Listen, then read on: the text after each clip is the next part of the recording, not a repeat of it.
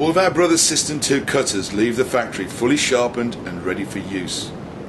Clearly, at some stage you will need to resharpen them. The video shows the two preferred methods to be used for this process, making it a quick, easy and safe process.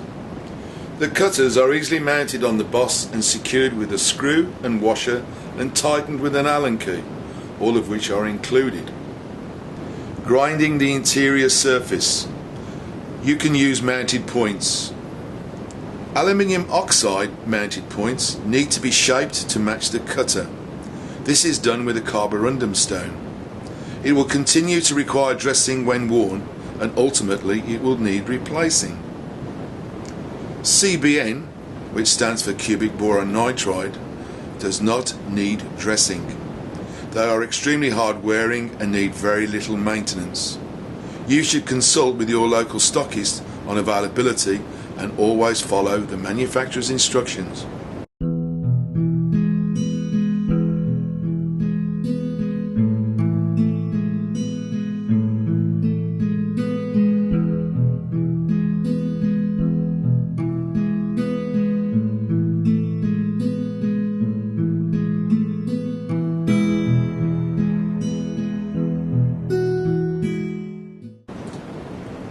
Here I'm using the CBN version as it is quick and easy to use. It is already mounted in the chuck. Check with the manufacturer's instructions for the speed of the spindle.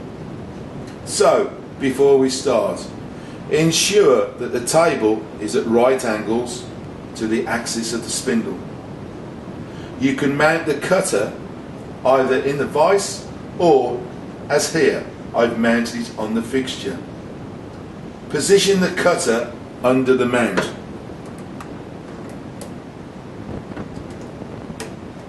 You need to check that you are working safely and observe good practice. You only need a light touch. You are only resharpening. No excessive pressure is required at all. Here we go.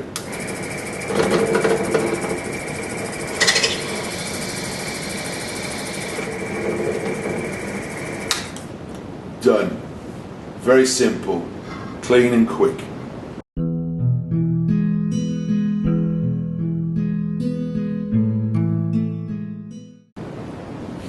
Our double-ended fixture was designed with your safety in mind. Normally your fingers would be in close proximity of the grinding wheel, which is not desirable.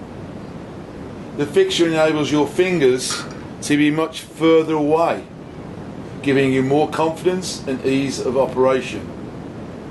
The cutter has already been mounted on the fixture. Again, it's very simple with all the screws, washers and Allen keys are all included. As you're only resharpening, you need a fine grade of wheel. If you're using an aluminium oxide wheel, it must be in good condition and dressed. Here I'm using a CBN wheel again, which does not need dressing. Now your grinding wheel must be switched off and not revolving. The angle of the work rest must match that of your cutter. We recommend between 0 and 5 degrees maximum for the optimum performance. Ensure that the work rest is as close to the wheel as possible without obstructing it. I prefer using my index finger as a pivot, allowing my other hand to steer the cutter in a semicircular motion and grind evenly. So again, working safely and observing good practice, let's get started.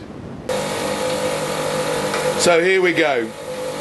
Index finger as the pivot, lightness of touch, no pressure exerted at all.